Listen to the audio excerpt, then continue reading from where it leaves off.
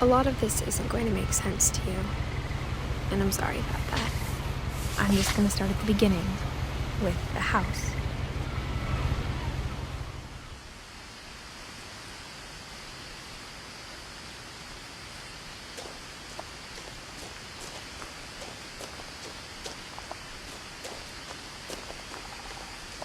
I lived here until I was 11, but I wasn't allowed inside half the rooms.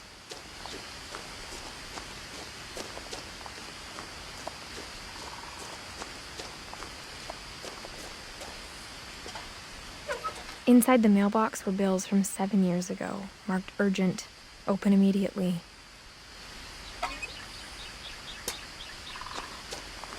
I hadn't been back since my brother Lewis's funeral.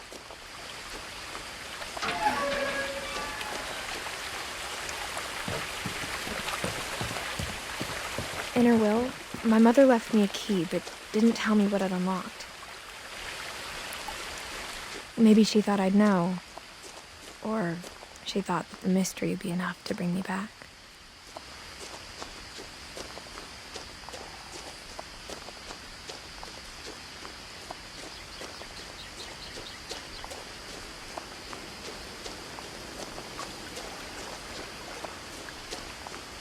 The truth is, even after I inherited the house, I never thought I'd come back to it. But now I had questions about my family that only the house knew the answers to.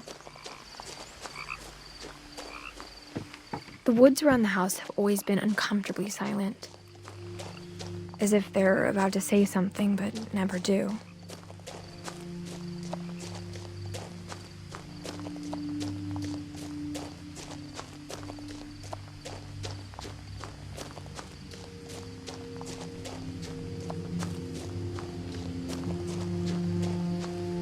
The house was exactly like I remembered it, the way I'd been dreaming about it.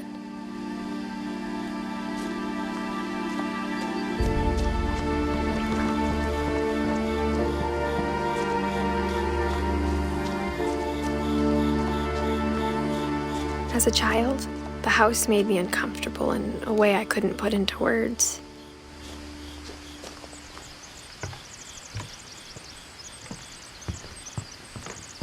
Now, as a 17-year-old, I knew exactly what those words were. I was afraid of the house.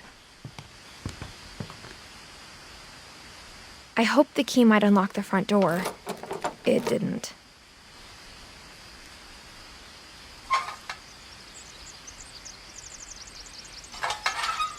Looking in, I felt like the house itself had been waiting for me.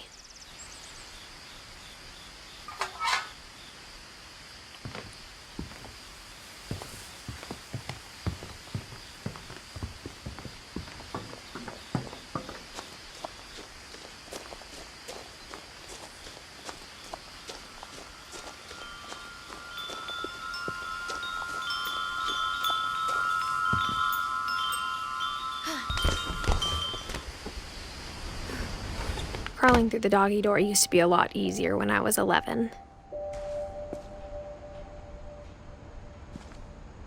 The power had been turned off the night we left.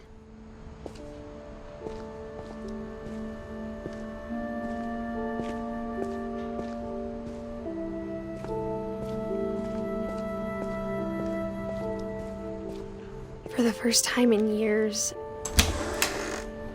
I felt like I was home. But instead of a family, there were just memories of one.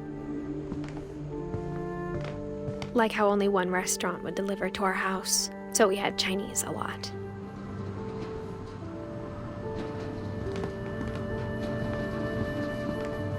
Nothing in the house looked abnormal. There was just too much of it, like a smile with too many teeth.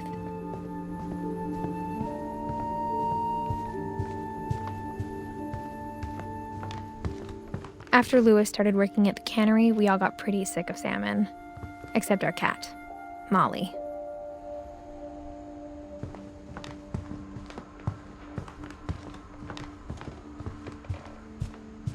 The table was still a wreck from the night we left. It was like a bomb had gone off, killing everyone but sparing the furniture.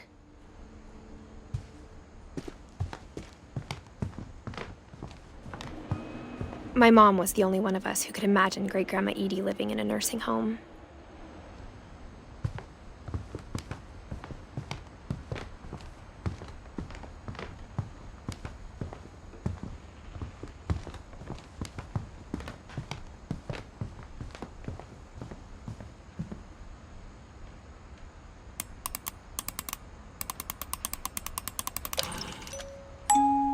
Great-Grandpa Sven built a music box for Barbara, along with the rest of the house.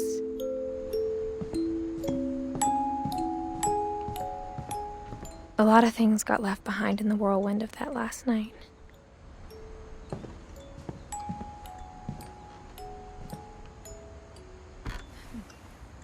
Edie told me once that every Finch who ever lived is buried somewhere in the library.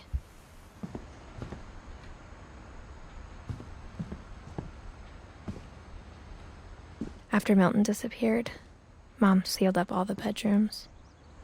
Then Edie retaliated and drilled peepholes.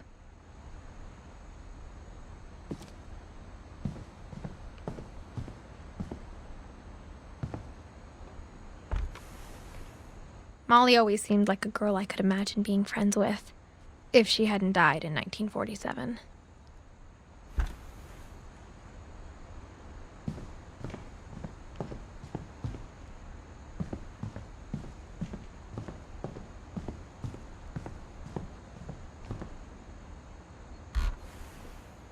The last time I was in Edith Sr.'s room, I was 10 and she was painting my portrait.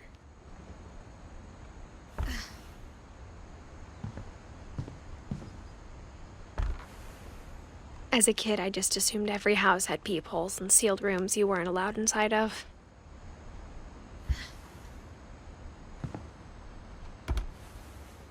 My Grandpa Sam spent 7 years sharing a room with his dead brother, Calvin.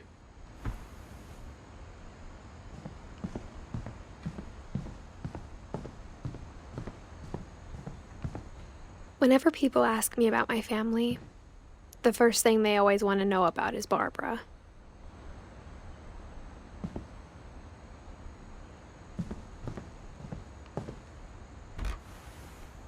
Barbara was a child star for 2 years, until America grew out of it.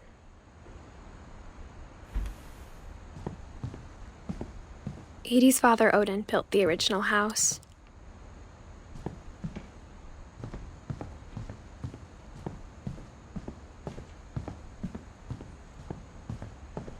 I spent a lot of time playing in Great Uncle Walter's room. I think my mom sometimes regretted not sealing it up. Lewis told me there were secret passages, but I never believed him.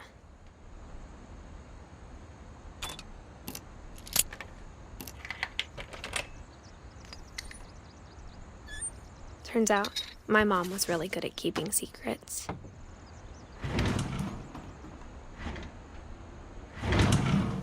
Now it was time to find out what my mom had been afraid of.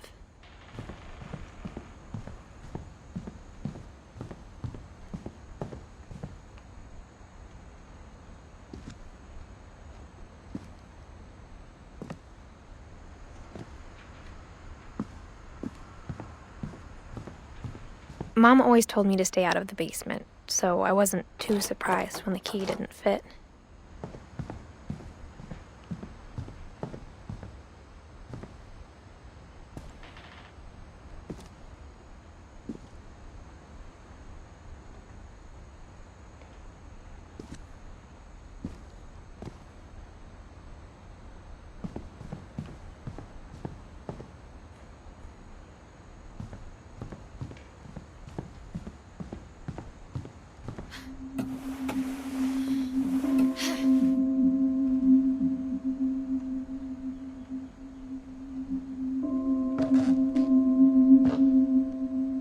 From the paintings on the wall, it was clear my brother Milton had been here before me.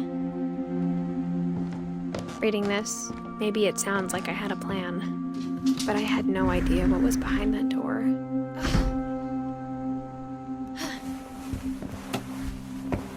Just like I had no idea where all this was gonna lead.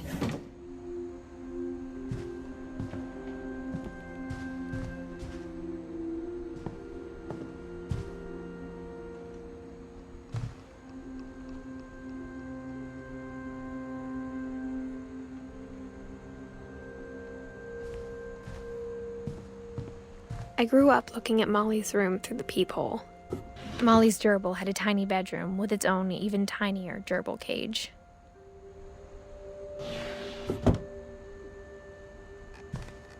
Being inside for the first time, I felt like I'd stepped behind a painting.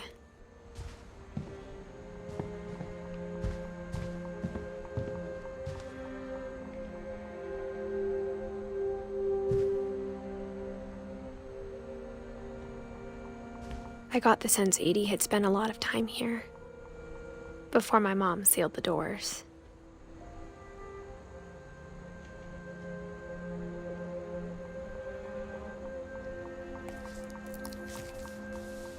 December 13th, 1947. Dear Diary, I'll be gone soon, but I wanted to tell somebody about what's gonna happen. It started when Mom sent me to bed without dinner. I woke up and I was starving, so I looked around for something to eat. My Halloween candy was all gone. Mom, can I come out now? Sweetheart, it's late. Go to sleep.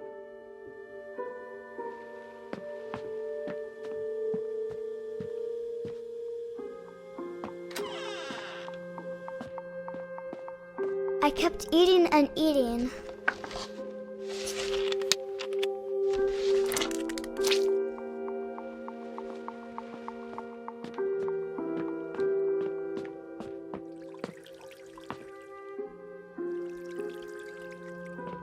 I thought about eating Christopher, but I held back.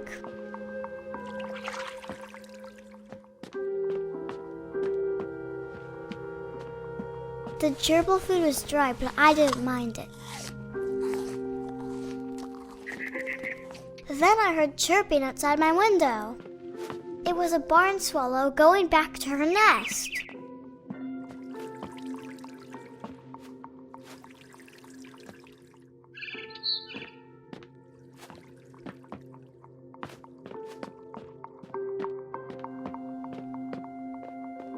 I ate a lot of things that night.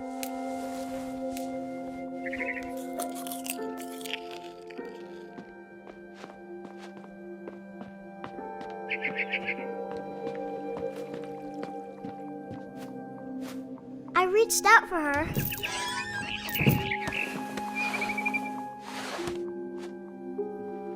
And suddenly,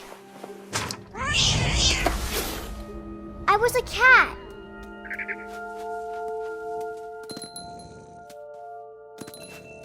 I tried to be quiet, but the bird was really scared.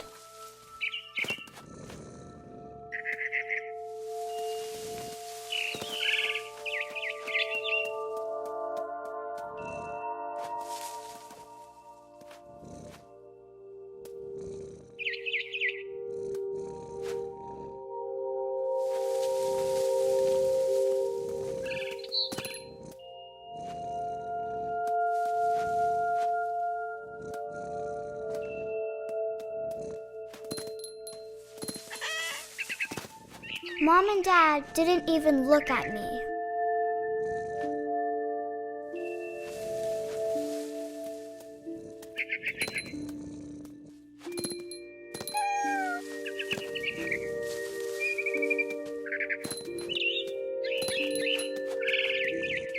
I jumped and I almost got her. I could tell she was getting really tired. Now I was up in the big tree. I promised Dad I wouldn't climb it anymore. All I cared about was eating that mama bird. I gobbled her up. And suddenly, I was an owl. First, all I heard was the wind. Then I heard little teeth nibbling in the grass.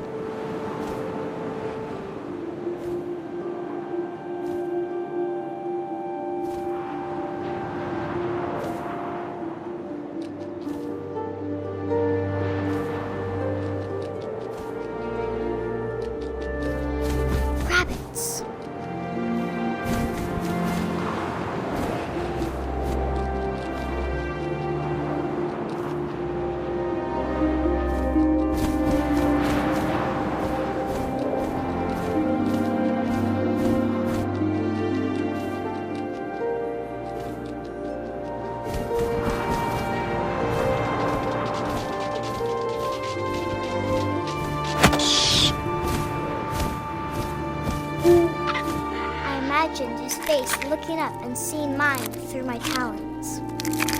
I swallowed him up, and I didn't chew one bit. Then I flew off to find something bigger.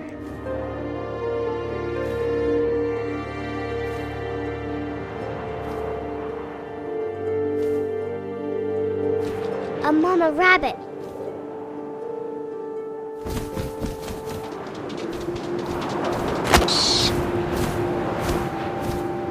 She was almost too big to carry.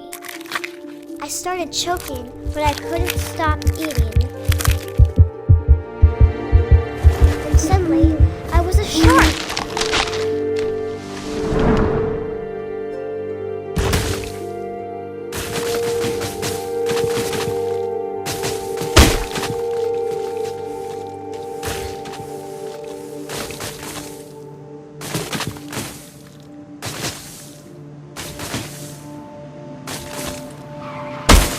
I rolled off the cliff and into the ocean.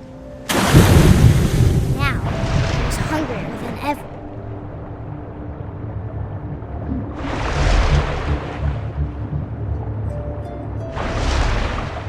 I wanted fat, juicy seals.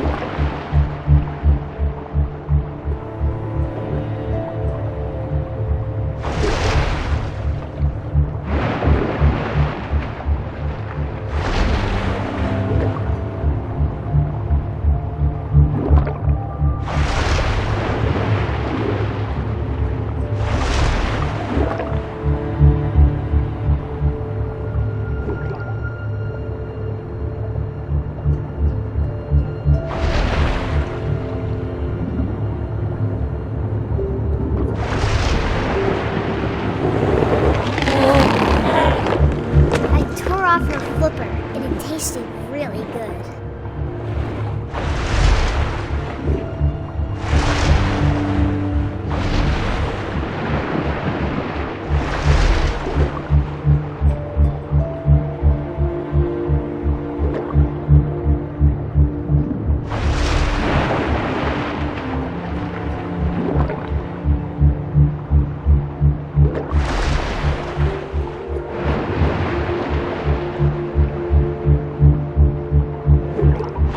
Grabbed on tight. When I was so hungry, I jumped out of the water. When I opened my eyes, everything had changed.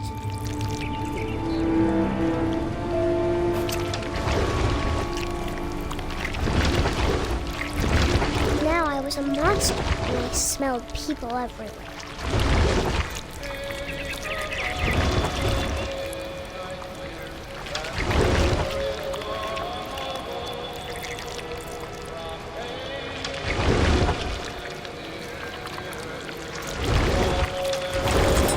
I was big, but I moved real quiet.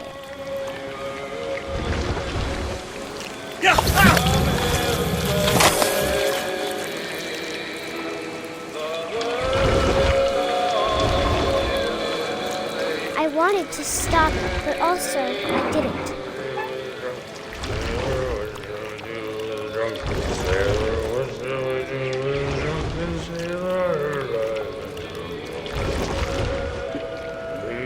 Belly with a rusty razor, belly with a rusty razor, belly with a rusty razor.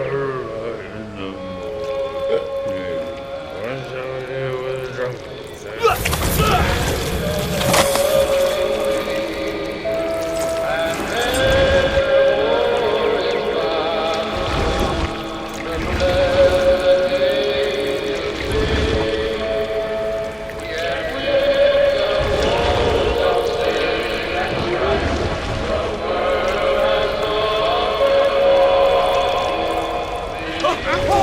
Passenger, I was still hungry. And across the water, I smelled something new. Something I had to have, so I swam towards it.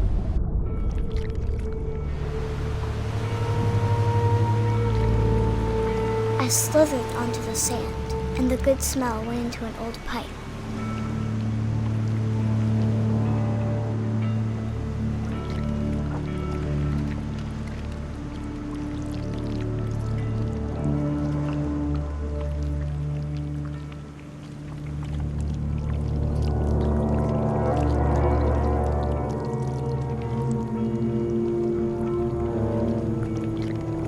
got closer and closer.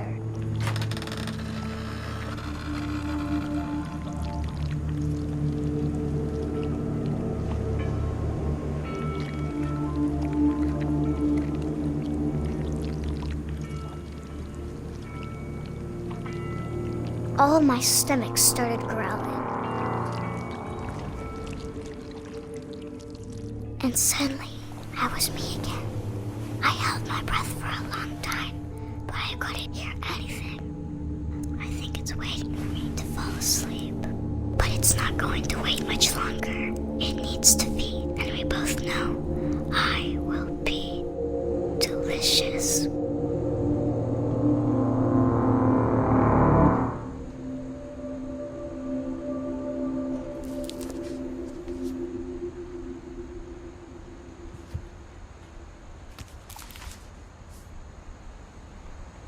I'm not sure if I believed all of that, but I'm sure Edie would have.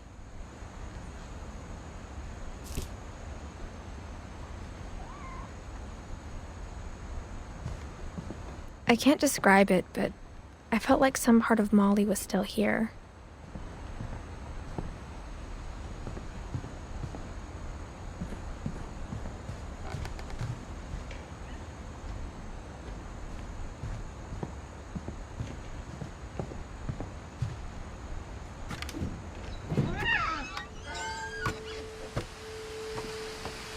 This will be obvious later, but my mom never told me any of these stories. Edie would have, but Mom didn't like bringing up the past. Though, when we adopted a stray kitten, she was the one who named it Molly.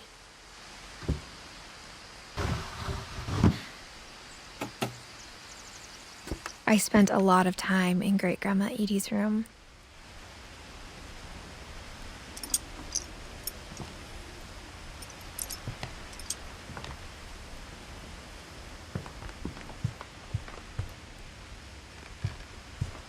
Edie gave a big interview about a mole man living under the Finch house. My mom was furious. I hadn't thought of myself as Edith Jr. for a long, long time. When Edie told people Sven was killed by a dragon, she could also have said he was building a dragon-shaped slide that collapsed. She could have, but she didn't. Even in her 90s, sometimes Edie seemed a lot younger than my mother.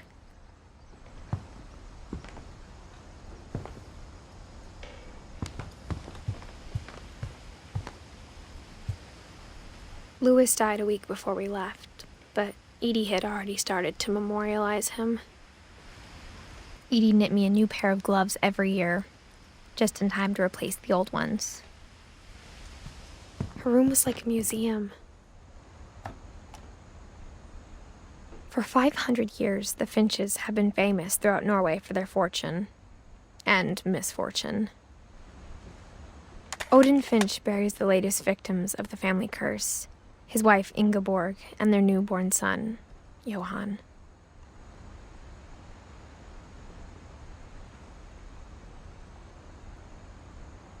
On January 7th, 1937, he set sail with his family and his house, hoping to leave the curse behind. But 40-foot waves off the coast of Washington send the house and Odin to the bottom of the sea. Odin's daughter Edie, with husband Sven and baby Molly, step ashore on their new home, Orcas Island. Odin Finch is the first to be buried in the new family cemetery. His daughter Edie is already dreaming of a new Finch house.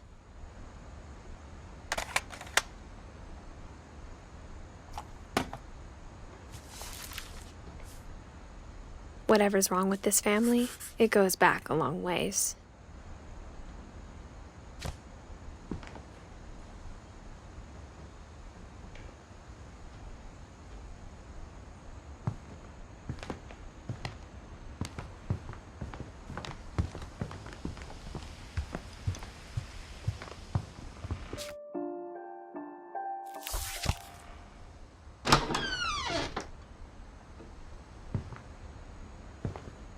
The only trace Grandpa Sam's first wife, Kay, left on the house was the pink bathroom. It was a pretty big trace.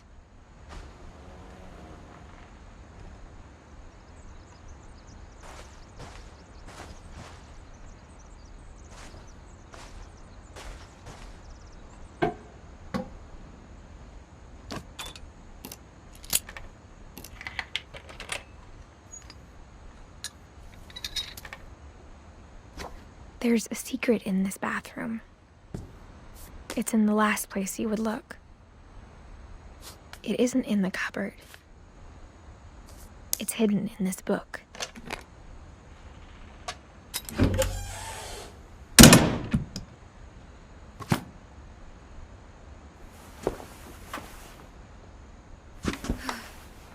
Sven gave Sam an old camera he'd refurbished. He never put it down.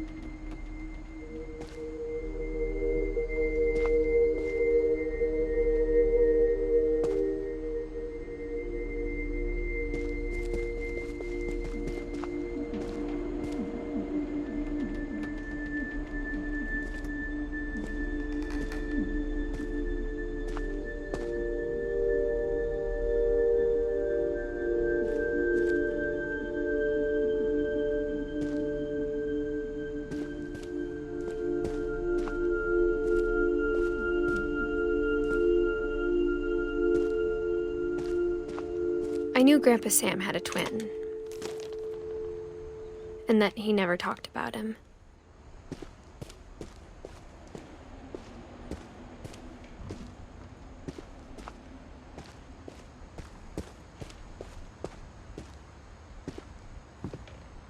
I guess my grandpa didn't like history any more than my mom did.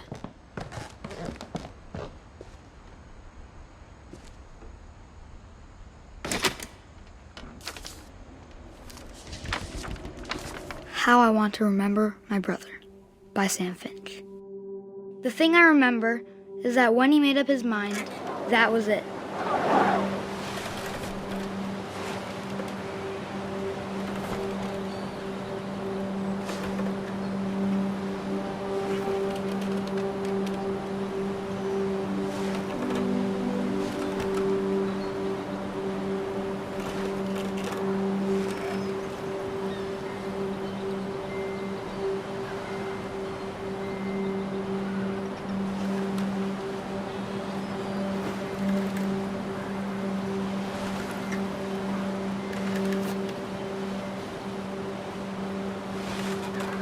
My brother said he'd die before he ate another mushroom, and he did.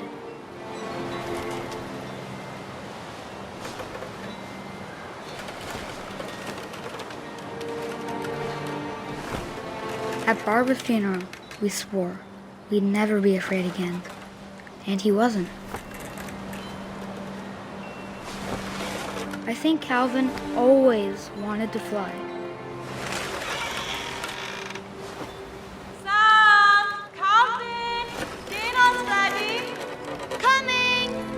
But that day, he finally made up his mind to do it. I told him going around was impossible. Maybe if I hadn't said that,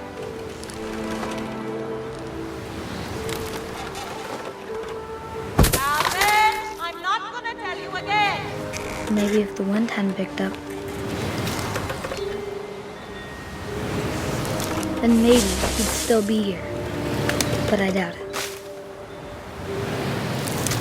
I think he'd already made up his mind.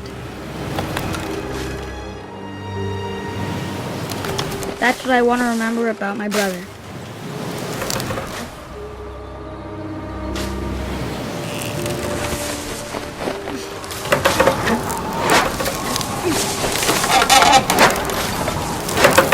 The day he made up his mind to fly. he did.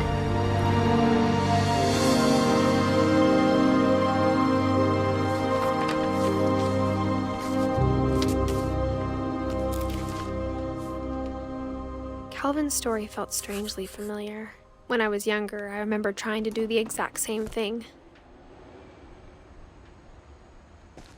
After the funeral, Edie roped off Calvin's half of the room.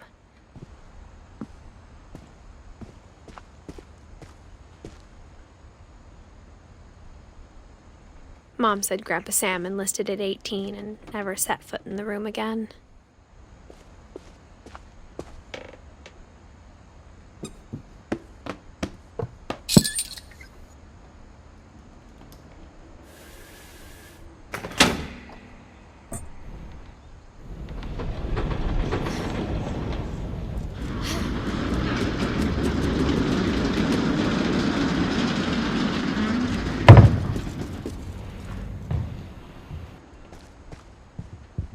The passages were a pretty tight fit. They'd obviously been built for smaller hands and bellies.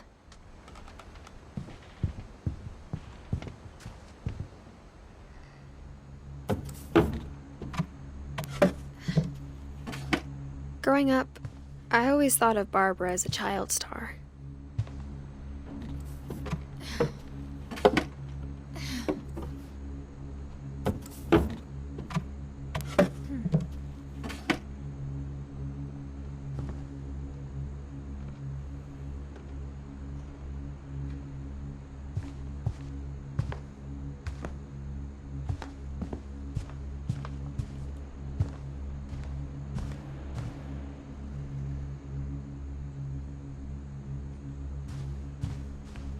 I never thought about how hard it must have been for her afterwards.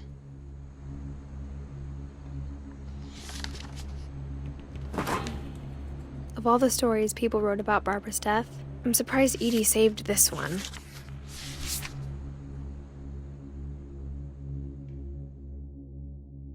Old Jack here with another ghastly tale inspired by America's most unfortunate family. I'm calling it The Surprise Ending of Barbara Finch. As a child star, Barbara was famous for her scream. Now at 16, she was all washed up. A has-been. But in a lucky break, she'd been asked to perform her signature scream at a local convention for monster movie fans. It was just the boost her career needed. Unfortunately, her scream hadn't aged well. Getting better. I think you just need the right motivation. Her biggest fan and current boyfriend, Rick, was about to demonstrate when... Now that was a great scream. It was Barbara's father, Sven. He'd slipped into a table saw and had to be rushed to the emergency room. So Barbara got stuck babysitting her youngest brother, Walter. Her convention comeback was cancelled. Okay, I'm hearing frustration, but I'm not hearing terror. What if I tried... A gang of hoodlums in Halloween masks have been terrorizing Orcas Island tonight. Police are urging residents to... That came from the basement. You're right! Also, I loved your delivery on that. Why is your basement door locked? Because my dad likes making puzzles and secret passages. There's a key hidden in the music box. The secret is to keep winding and winding until finally the key pops out. Thanks, babe. I'll be back in a sec. 20 minutes later, Rick hadn't returned. So Barbara went to look for him, right on cue. She reached for the music box. And as she wound the key, she listened for Rick, but the house was silent.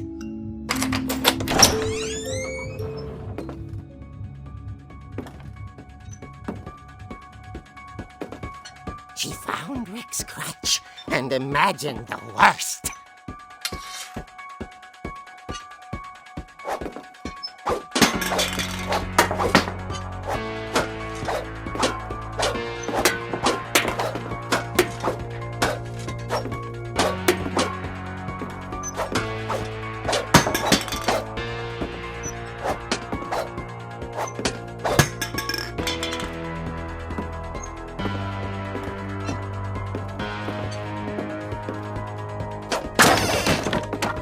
The gang's leader is the infamous Hookman killer, Dr. Carl Hamill, who impaled and then ate his family 10 years ago tonight.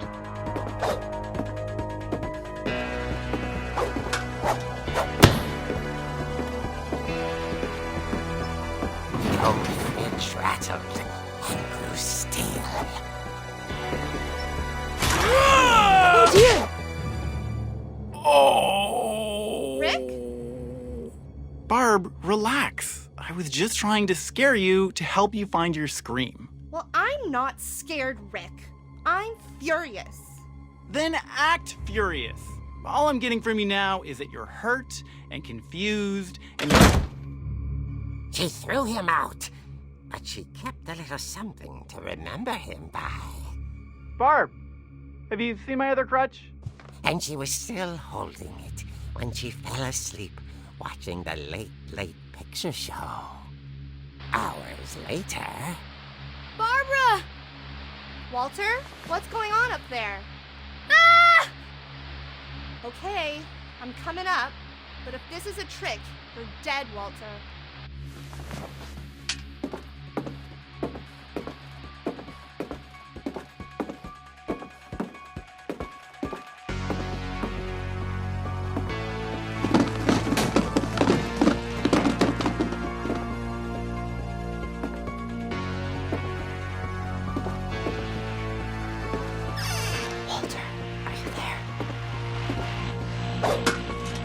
Walter had vanished, but his bedside radio was still on. Orcas Island police describe the man as 6 feet tall, with a steel hook for a hand. Residents are urged to lock all doors and windows and notify the police of any suspicious activity. Barbara turned, saw the hook man, and was speechless. He was quite smashing. And he was. He couldn't get enough of Barbara. Okay, Barbara, there's gotta be another way out of here. That night, she played her part beautifully.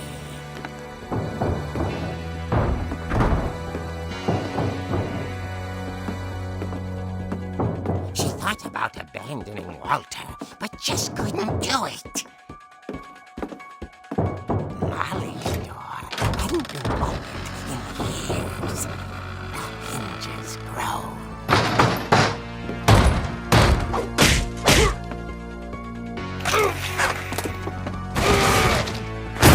He wasn't moving, but she sensed the story might not be over yet.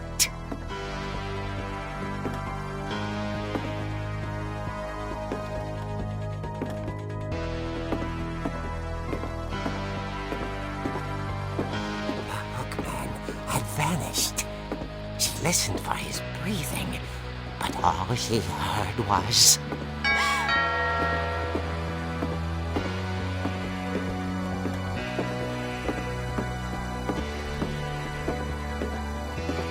At the door, she heard whispering.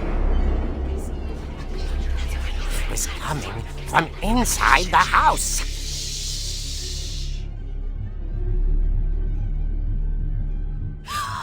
Oh dear. The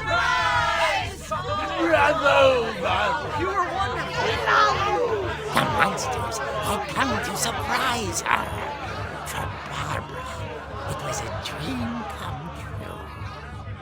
Then she saw what kind of monsters they were, and she realized what was about to happen. She was going to be famous. And with her final breath, Barbara Finch gave the performance of her life.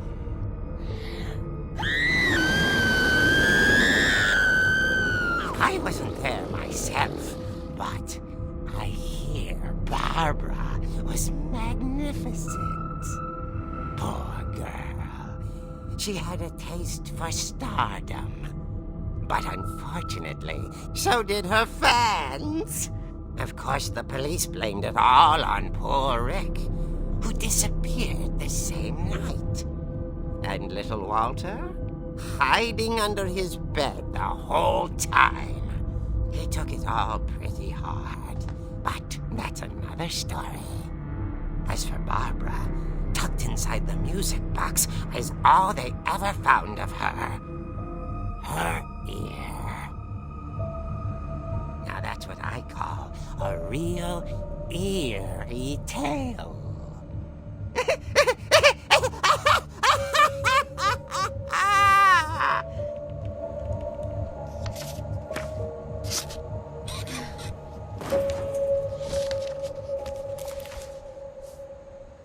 Edie told me all Barbara wanted was to be remembered, as absurd as that comic was.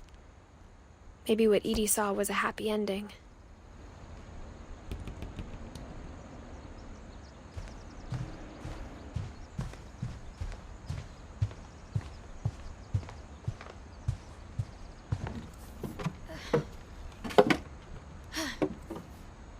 I guess now I know why Mom didn't like me playing with the music box.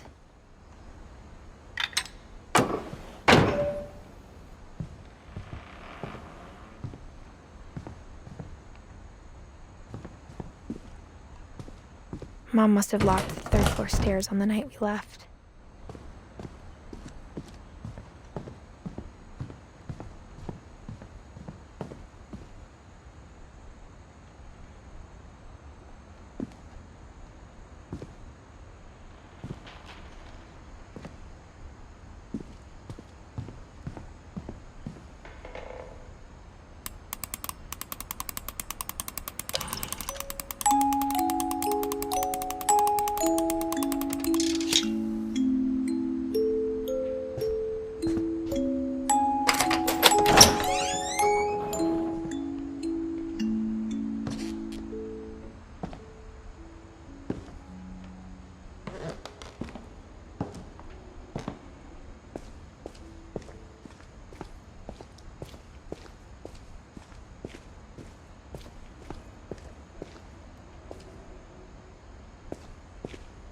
Mom said the basement was off limits, unless I wanted another tetanus shot.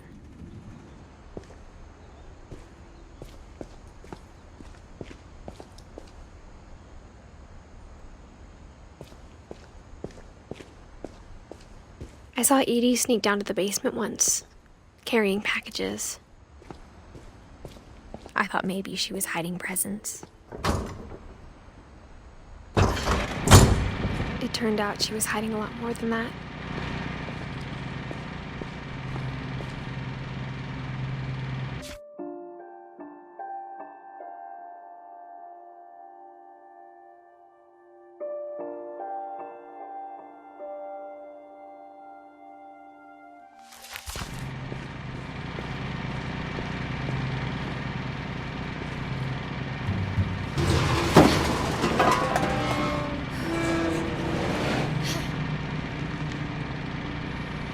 I remember asking Mom once about where Walter had gone.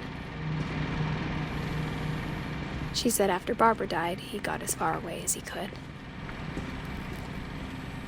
If there's a pattern in all these stories, I think it's that none of us has gotten very far.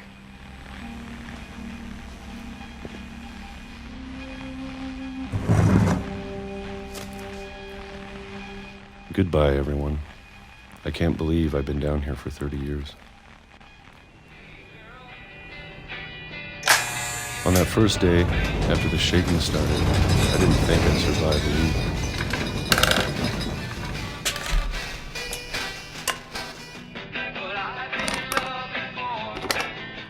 But after a few days, I settled into a routine.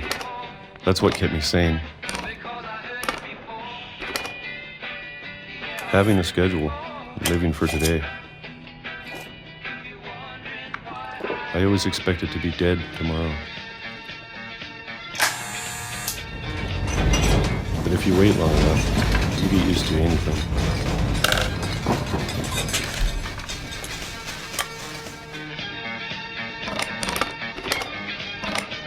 Even a monster on the other side of the door starts to feel normal. Almost friendly.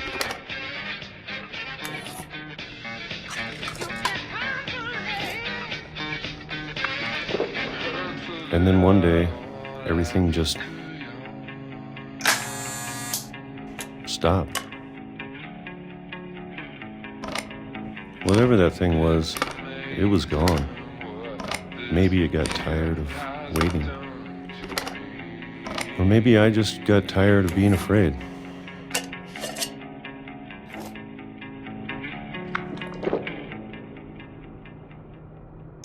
It's been a week now, the longest in 30 years. I'm done waiting. I have to leave while I still can.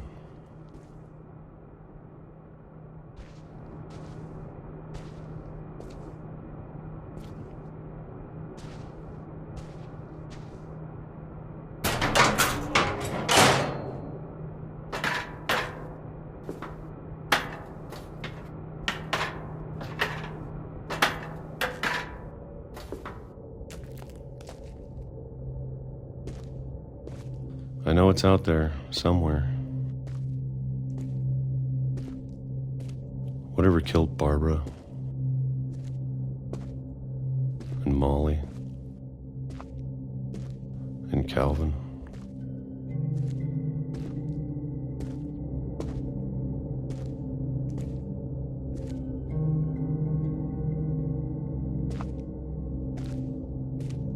Maybe this is all a mistake.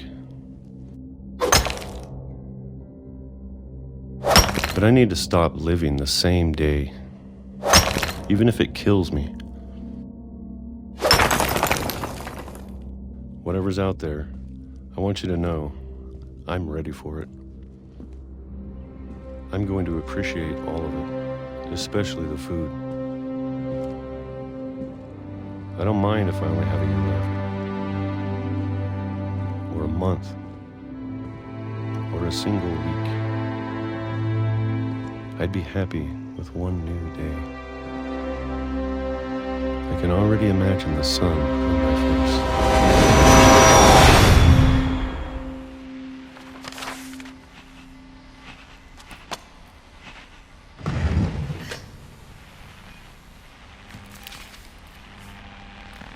Walter died when I was 6. I can't believe my mom never told me he was down here.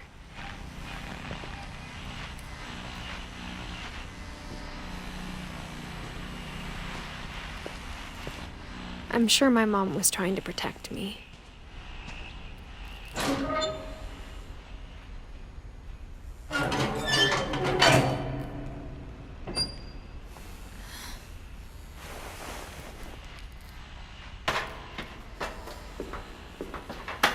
Maybe she was afraid I'd end up like Walter. But if she never told me about an uncle under the house, I can only imagine what else she was hiding. I don't want to make the same mistakes she made, trying to bury something that's still alive.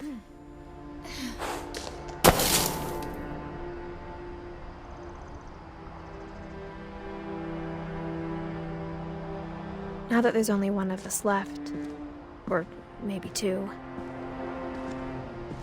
I thought it was time I heard the stories for myself and found out what happened to everyone else. But now I'm worried the stories themselves might be the problem. Maybe we believed so much in a family curse, we made it real.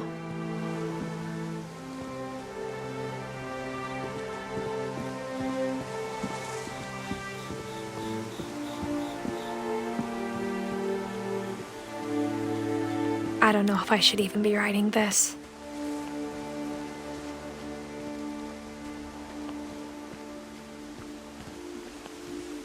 Maybe it'd be better if all this just died with me.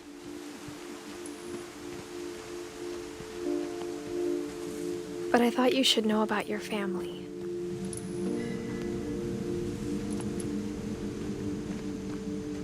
And the history you're a part of.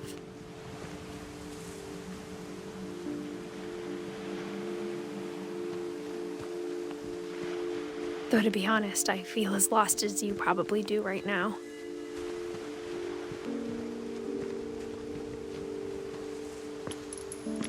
I think the people in these stories believed them, for what that's worth.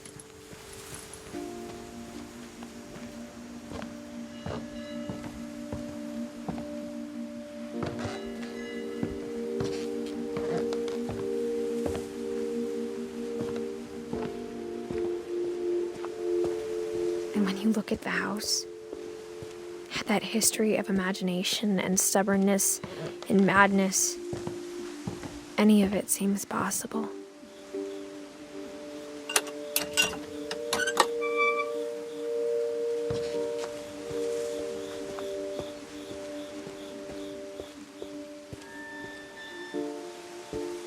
I think we've been surrounded by death for so long, we've just gotten used to it. What kind of family finishes building a cemetery before starting the house?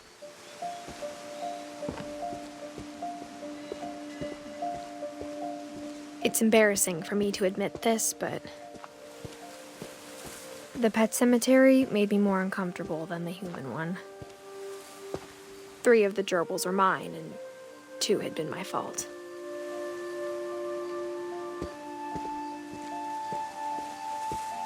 Sven built the house, but it was Edie who designed the cemetery.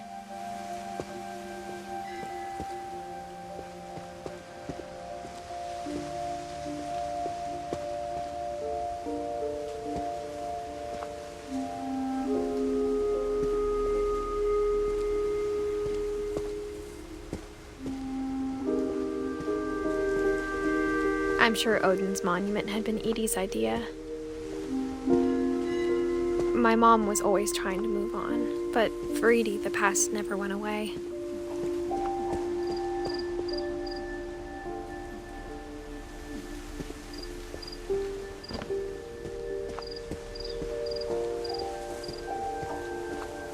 She could see it poking out of the water at low tide.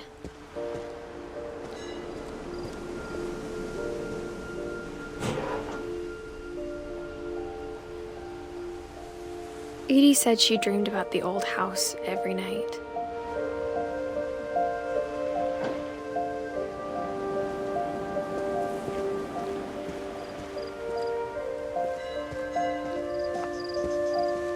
Edie's side was always easier for me to understand. But the older I get, the more I can see where my mom was coming from. Her dad had been pretty strict, but it wasn't enough to save her brothers. She was just trying to do better.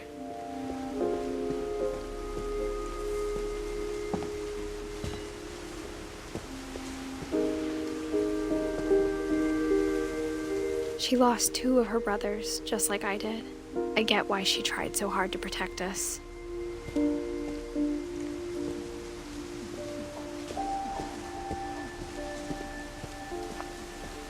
There's so many things I wish I could ask my mom now. Part of me thinks this is what she wanted all along. For me to come back someday and find everything out for myself.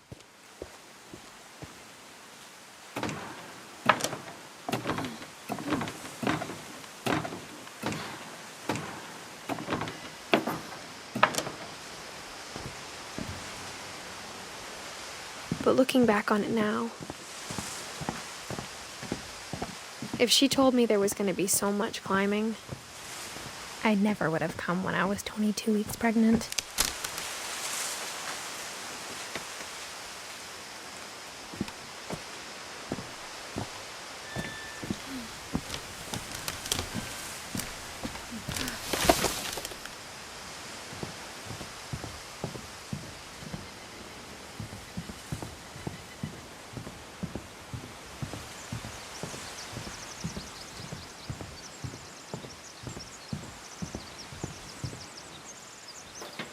I never met Grandpa Sam, but I think he and my mom had a lot in common.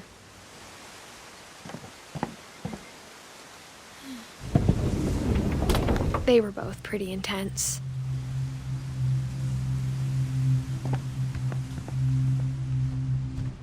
Sam spent his life shooting photos, but Mom said he got nervous being in front of the camera. I guess we're all afraid of something.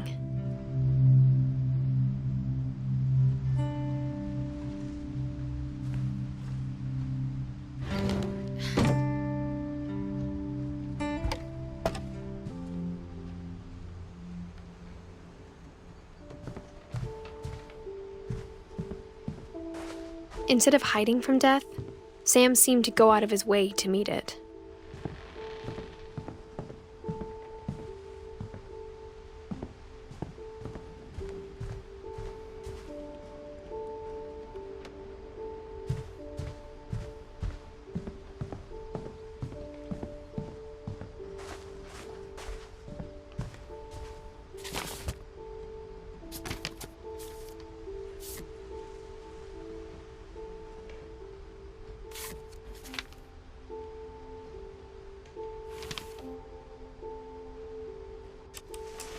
Dawn, I promise, you'll never forget this weekend. Yes, sir. These memories are gonna last a lifetime. Mm-hmm. Perfect. Am I gonna have to shoot anything? It's gonna rain the whole weekend, isn't it? I will never forget this weekend, Dad. Okay, got it.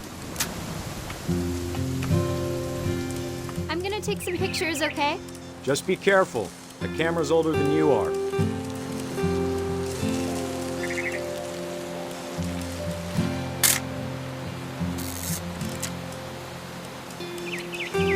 You're right, Dad. It's starting to clear up. Still freezing, though.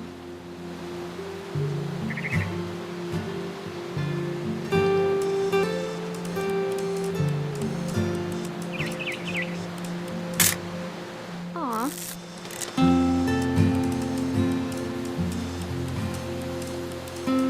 Definitely should not have drunk all that coffee. Hold still while I take a picture of you. Hey! That's a keeper. I'm just saying, I'm not always gonna be here, Dawn. You'll need to remember this stuff, if you want to survive. I'll be fine, Dad. You know who else thought he was gonna be fine? Some guy who died. Dawn, I'm being serious. Dad! Good eyes, Dawn.